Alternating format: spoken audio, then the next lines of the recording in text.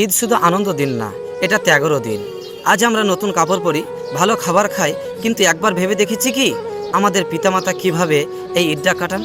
অনেক বাবা আছেন নিজের জন্য কিছু কিনেন না, পুরো মাস কষ্ট করে শুধু সন্তানের মুখে হাসি দেখার জন্য সব কিছু করেন। নিজে পুরনো জামা পরেন, কিন্তু সন্তানের জন্য নতুন জামা আনতে কখনো ভুলেন না। অনেক মা আছেন সারা দিন রান্নাঘরে কষ্ট করেন, নিজের ক্লান্তি লুকিয়ে পরিবারের সবাইকে খুশি রাখেন, নিজের ইচ্ছা নিজের শখ সব কিছু চুপচাপ ত্যাগ করেন। কিন্তু আমরা কি কখনো জিজ্ঞাসা করি আপনারা কেমন আছেন? আপনাদের জন্য আমরা কি করেছি?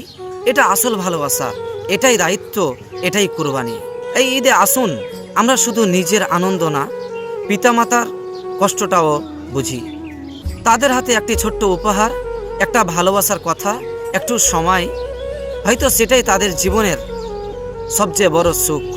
তাকাব্বালাল্লাহু মিন্না ওয়া মিনকুম সালিহাল আ'মাল। আসসালামু আলাইকুম ওয়া রাহমাতুল্লাহ।